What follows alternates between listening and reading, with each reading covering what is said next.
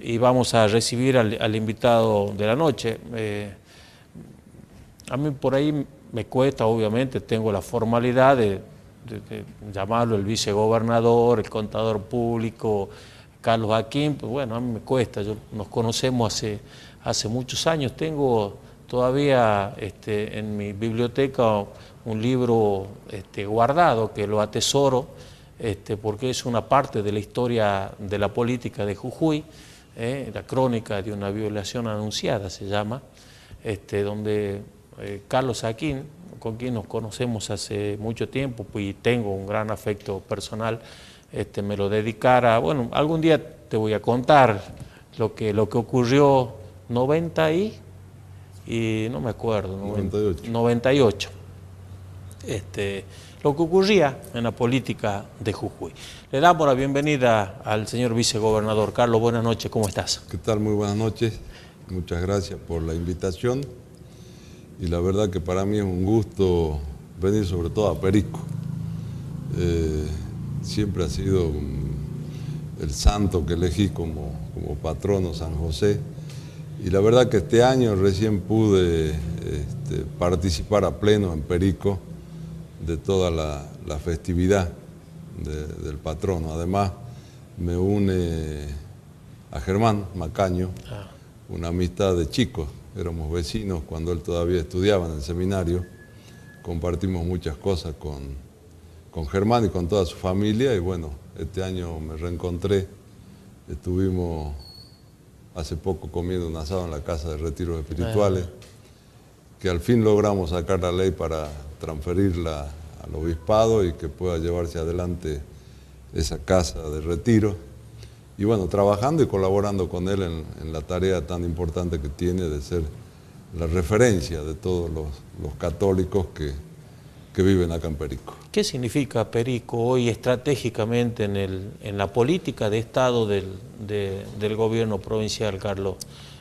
Además obviamente de su posición geográfica, se entiende, pero yo cuando te escucho a vos en muchas declaraciones, el gobernador Gerardo Morales, visualizan en Perico y sobre todo en esta región como una zona estratégica para el despegue económico, productivo de Jujuy.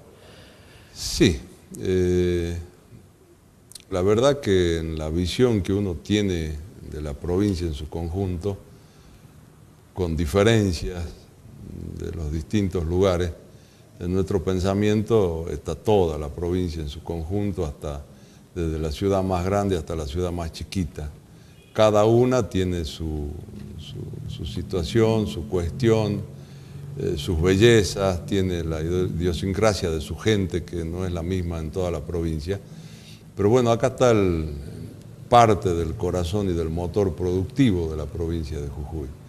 Yo siempre digo que a Jujuy la generación de plata, billete, se forma por lo que ingresa de nación y por muy pocas cosas que se producen en la provincia o actividades que también generan fondos que vienen desde afuera. Y una de esas es la producción tabacalera y otra es en este tiempo el turismo que hemos logrado desarrollar en estos 3 años. De ahí también la importancia y por lo cual nosotros decimos que es el motor productivo de la provincia, porque además es el que genera fondos genuinos en la provincia, que bueno, después en este esquema nacional unitario se derivan prácticamente todos hacia otras provincias y sobre todo a Buenos Aires.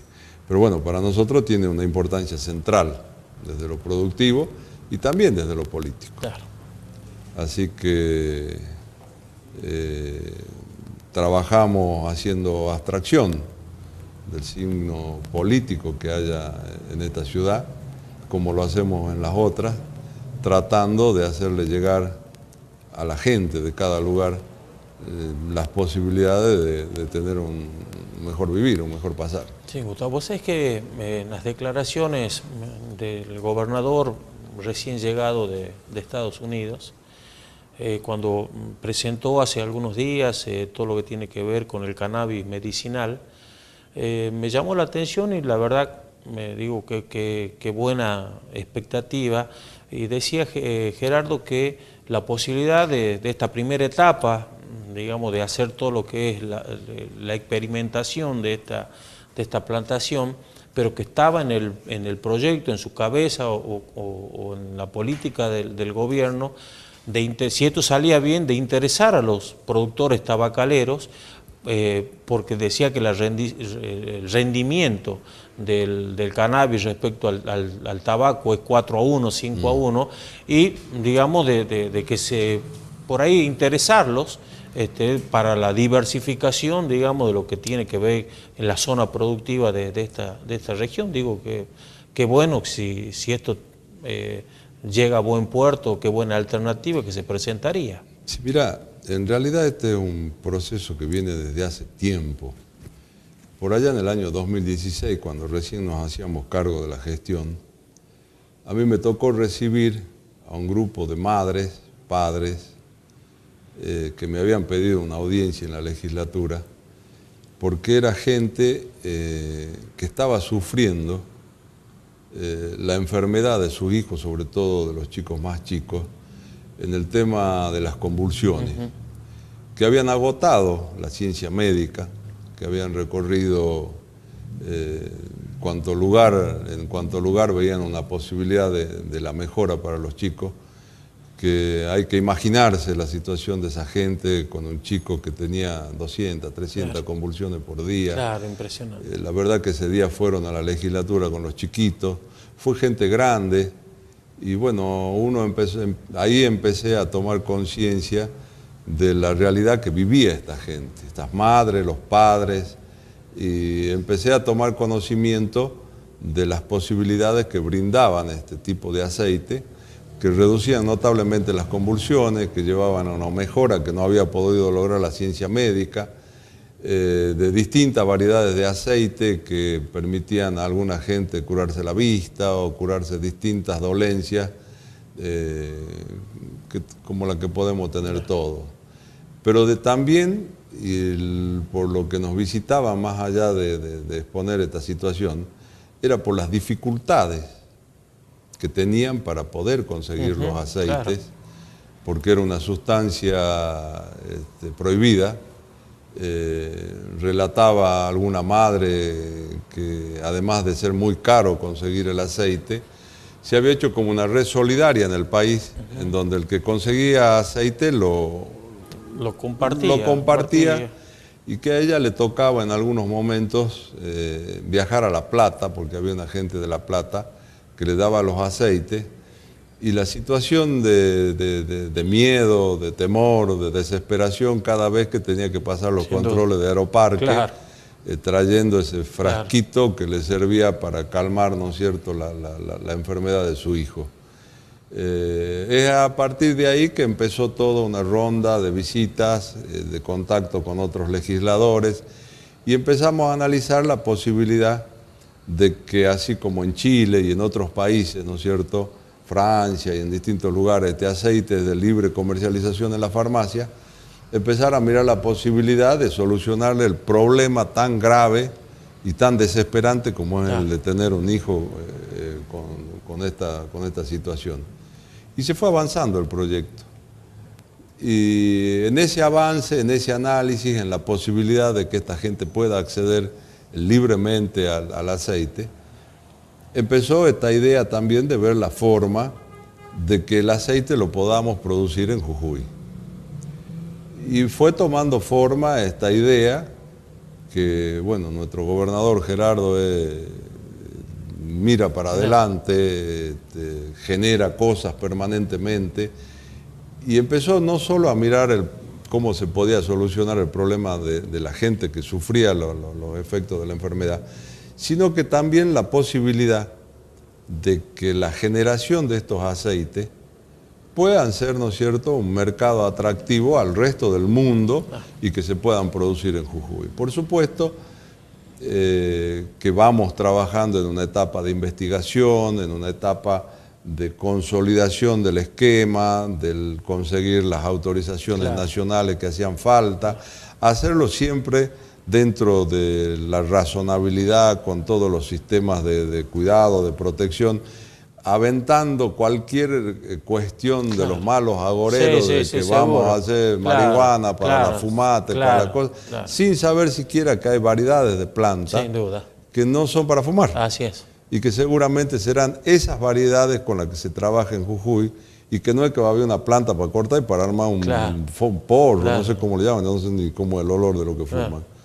Entonces, y que esta posibilidad que nos soluciona los problemas a nosotros locales y seguramente a otra gente del resto del país desde Jujuy, nos da la posibilidad del desarrollo, de que esto sea mucho más amplio, de producir los aceites y venderlos al resto del país o al resto del mundo desde Jujuy, abriendo una posibilidad también productiva para mucha gente que puede hacerlo en el marco razonable de la producción, de las normas, de las reglas. Esta es en realidad la cuestión, y no como por ahí podemos escuchar a quienes siempre ponen palo en la rueda, a quienes siempre están en contra, a los que siempre miran las cosas, ¿no es cierto?, desde el lado negativo, que tiran onda negativa, en lo que en realidad tenemos que hacer los jujeños, de no mirar con cada cosa que tratamos de generar con sospecha, sino mirar las cosas como una oportunidad, que es el trabajo que venimos llevando adelante desde este espacio político con Gerardo Morales como conductor, para cambiar la mentalidad de los jujeños. Tenemos que abrirnos la mente. Cuesta, ¿no? Y tenemos que salir, César, de este esquema que nos han impuesto durante años, de que todo se puede únicamente si interviene el Estado, de esta dependencia que se tiene con el Estado en el trabajo. Qué sé yo, siempre le digo que por ahí uno piensa que el más preocupado con el cronograma de pago es el empleado. No, no es el empleado, es el comerciante. El comerciante está más preocupado que el empleado para ver cuándo le pagan al empleado, porque si no, no vende. Totalmente. Las empresas públicas ya la ve, las empresas de obra pública, ya ve que si el Estado no le da obra, se funden. Así es. Las cuestiones de salud, si el instituto no paga la orden, no tienen para sostener los gastos. Y cada uno de los sectores que vos ves nos han llevado en estas décadas a que todo depende del Estado. Y de eso es lo que nosotros pretendemos salir. Perfecto. Por eso, ¿no es cierto?, la provincia verde, por eso la generación de energía renovable, por eso hemos regularizado una situación que venía de años en la relación con las empresas mineras. Por eso hemos acomodado las cosas para poder hacer una minería sana con la participación de los pueblos originarios, siendo parte de los emprendimientos, dándole la participación que les corresponde. Por eso avanzamos, ¿no es cierto?, en una serie de proyectos y de cosas que tienden a abrirle las posibilidades al sector privado y tratar el Estado de ir cambiando esto que nosotros decimos una matriz productiva, para llegar a algún tiempo que nos llevará mucho tiempo y que seguramente otros tendrán que seguir, en donde el Estado cumpla razonablemente con su fin, que es generar las posibilidades para el desarrollo del sector privado. Nosotros estamos con los números al revés. Tenemos, no sé, 85, 90 mil empleados públicos y tenemos 50 mil empleados privados. Eso está al revés. Inviable. Entonces, cuando nos dicen que es una provincia deficitaria, y sí, quizás, ¿no es cierto?, podríamos haber hecho un ajuste cuando nos hicimos cargo. Quizás el ajuste significa dejar gente fuera del Estado. No lo hicimos. Sostenemos, por una cuestión de afectación en lo social, lo que recibimos, pero bueno, vamos trabajando, tratando de cambiar la mentalidad del jujeño. La zona franca es una gran oportunidad, con venta minorista en La Quiaca. La zona franca industrial, en la medida que podamos modificar la ley nacional para poder sacar de lo que se produce en la zona franca industrial parte al territorio general, pagando los impuestos. El desarrollo, en definitiva, del parque industrial de Perico, Palpalá. Tenemos para desarrollar un parque industrial en Caimancito, otro en Susques. Es decir, abrir el juego a la posibilidad de que el sector privado empiece a independizarse del Estado provincial.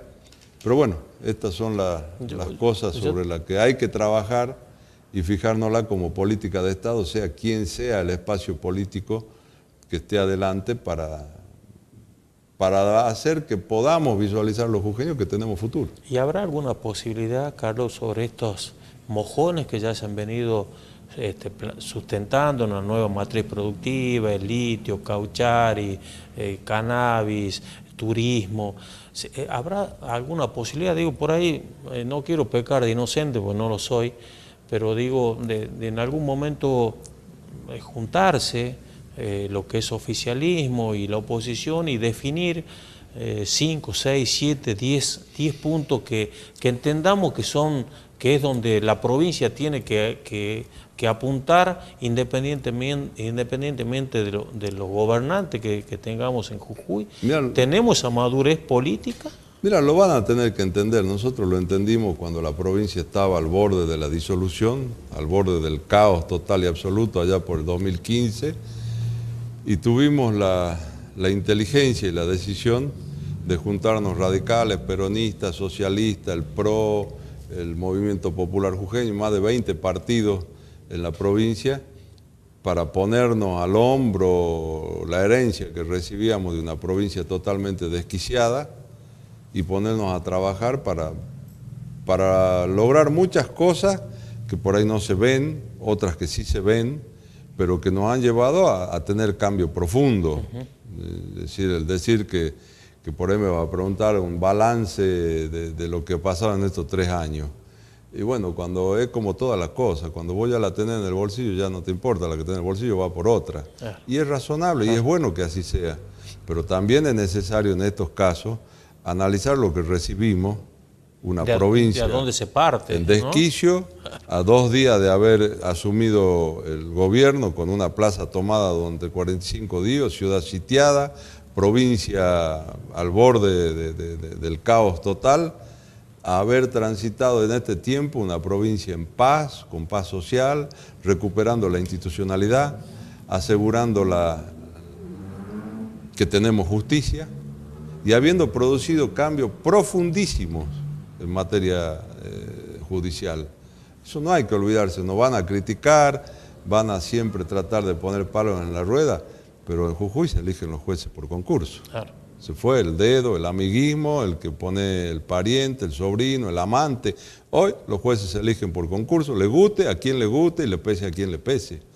Hemos producido reformas fundamentales en el esquema judicial, se han generado nuevos fueros. Hoy tenemos una oficina anticorrupción, claro, donde cualquier ciudadano pueda denunciar a cualquier funcionario que cree que las cosas, que no hace bien las cosas. Es más, desde el anonimato se puede denunciar en la oficina anticorrupción sin necesidad de poner el nombre y el apellido de uno. Hemos abierto fueros especiales para delitos en contra del Estado. Se han habilitado fueros que antes no habían, violencia de género. Claro. El Tribunal Ambiental, porque decidimos ser una provincia verde y creamos un Ministerio de Ambiente. Esta semana, en la sesión que viene, vamos a poner por primera vez en la provincia un juez ambiental, que es el primer juez creo que hay en el país. Porque bueno, es la decisión que tomamos. Si eso no son cambios profundos, bueno, lo son, y nos han permitido hacer todo esto, otras cosas que quizás no se notan, además de muchísimas obras que no se ven, de dotar a pueblos de cloaca, de agua de cambiar, todo, ¿no es cierto?, el esquema del famoso agua de los antes para salir a darle agua a más de 500 poblaciones en la provincia que no tienen agua potable a esta altura de los tiempos. Derecho humano fundamental, el agua. Una cosa que a mí nunca me podía entrar, vos sabés que yo vengo de la zona del Ramal, digo, había barrios de más de 10 años, 15 años, 20 años, y que vos veías a la gente, la veíamos todavía con el viejo cañito comunitario. Digo, la pucha, si... Que quizás todavía siguen, porque no puede llegar a todo. Claro, pero ahí se ve que hay una política que va cambiando, pero absolutamente. ¿Vos te imaginaste alguna vez Yuto con cloacas y plantas depuradoras de líquidos cloacales? El Bananal, Vinalito, Cieneguillas, allá en La Puna, tiene cloacas. Y tiene una planta depuradora de líquidos cloacales. Los acueductos donde lamentablemente se produjeron accidentes, pero es agua para dotar a la ciudad capital, al Alto Comedero. La Quiaca, vos lo habrás escuchado a Miguel Tito allá en los años 90 hablar de la mina Yurá. Sí, sí. Y de la posibilidad de solucionar el tema del agua. Bueno, ya está terminada la planta, la vamos a inaugurar, hemos dotado a La Quiaca de agua para muchos años más. Es decir, que son obras que no se ven, pero que están, que se han hecho y que van a favor de la gente. Sí, sí, sin duda. Pero hay otra cosa, el haber logrado la paz social, la institucionalidad, también nos ha permitido poner en marcha la industria sin chimenea, que es el turismo. Claro. Porque más allá de tanta propaganda que se hacía de Jujuy, a Jujuy la gente no venía porque no podía transitar por la provincia. Claro. Estaba la provincia tomada, con corte de ruta, con conflicto, en conmoción. ¿Quién iba a venir? Sin duda. Hoy esta paz social, esta posibilidad de que la gente venga de afuera y que disfrute de la belleza natural, de la gente de Jujuy, de su amabilidad, y nos está generando un montón de trabajo, nos está generando posibilidades de que gente, sobre todo, no solo en la quebrada, sino también en los valles, en las yungas, hoy encuentren una actividad con la dificultad, ¿no es cierto?, que tenemos de la generación de actividad y de empleo. O sea que hemos hecho muchas cosas, seguramente en el porcentaje de lo que sería lo óptimo todavía nos falta mucho, pero bueno, tenemos la firme decisión de seguir avanzando en esto, de seguir produciendo los cambios que haya que producir. Y para eso seguramente después me vas a hacer una pregunta sobre la fórmula. Así es. Para el segundo bloque. Bueno, vamos a hablar de política, tiene que ver con esto. Pero lógico. Porque la decisión que tomamos allá en el 2015 no era una aventura eleccionaria y no era nada más resultado para ganar una elección. Nosotros teníamos muy en claro, gracias a un trabajo de mucho tiempo que se hacía en los institutos que tenía Gerardo, y logramos coordinar este pensamiento que ellos tenían con el pensamiento nuestro de muchas cosas que había que hacer y que permitieron hacer las cosas que recién mencionábamos, pero que además de que fue fundacional en el 2015, lo hicimos hacia adelante. Claro. Y así como empezamos juntos con Gerardo, siempre tuvimos la decisión de avanzar todo el tiempo que podamos juntos para producir esto que seguramente necesitamos los jujeños, los periqueños, los humahuaqueños, los ledesmenses, cada uno de los jujeños necesitamos encontrar el camino que tendríamos que haber encontrado hace muchos años, pero que fue más fácil meternos a todos a depender del Estado que tomar las iniciativas que hoy tanto nos cuestan llevar adelante. Carlos, te hago la última antes de la primera pausa. El ingenio La Esperanza sigue siendo un conflicto, un problema que está en vía de solución, algo que yo sé que los ocupa permanentemente desde hace muchos años, desde que asumieron, porque digo, siempre el ingenio La Esperanza fue, y la sigamos pateando, y bueno, llegaron ustedes y tomaron una decisión política dura, difícil, pero que había que tomarla porque, digamos, un ingenio que genera mucho empleo, sobre todo en el departamento de San Pedro, que es un foco productivo muy importante, pero que, bueno, no sé en qué estado está, cómo está esa situación. Mira, todo el proceso del ingenio, bueno, yo creo que la gente ya ha escuchado toda la historia, es un problema que viene de décadas, de un ingenio que está fundido, que está quebrado. Yo digo que es el monumento al óxido, que no sé cómo hacen esos operarios para hacer funcionar la cañería, las calderas y demás cosas cada vez que se tienen que poner en funcionamiento para el trabajo anual. Pero nosotros teníamos una decisión desde el principio de que lo único que no nos podía ocurrir era que el ingenio cierre. Intentamos distintas variables. Cada una de las variables siempre tuvimos el palo en la rueda, siempre tuvimos los sectores que se dicen de oposición con la crítica, nunca con el aporte constructivo, siempre generando dudas, siempre tratando de generar un estado de conmoción, de violencia. Pero el objetivo nuestro, el primordial, era no cerrar ese polo productivo, porque si se cerraba ese polo productivo se nos moriría La Esperanza y se nos moría San Pedro y nos moríamos todos los jujeños porque entrábamos en un problema de muy difícil solución, porque no son los empleados del ingenio, es todo lo que se mueve a la vuelta de un ingenio como ese que realmente nos dejaba prácticamente knockout.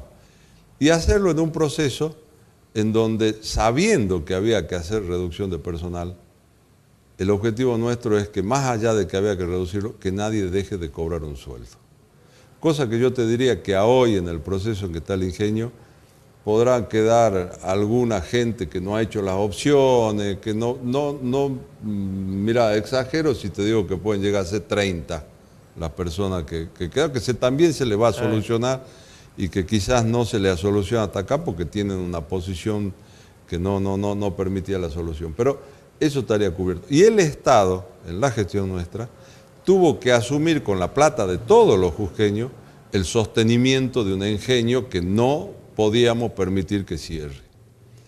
En todos los procesos o las distintas variantes de solución, terminamos en la solución esta que ha sido la licitación, la venta en subasta pública del ingenio que derivó en la posibilidad de que este grupo inversor se haga cargo del ingenio.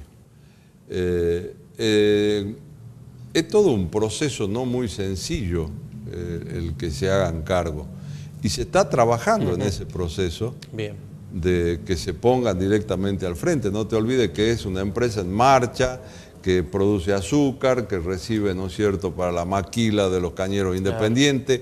Es decir, el traslado, el punto de inflexión donde ya queda en posesión el nuevo dueño, es un trabajo que lleva tiempo, que termina, ¿no es cierto?, de una serie de obligaciones contractuales que también tiene que cumplir el que se va a hacer cargo del ingenio con una serie de cuestiones legales, económicas, pero el proceso va en camino a solucionarse.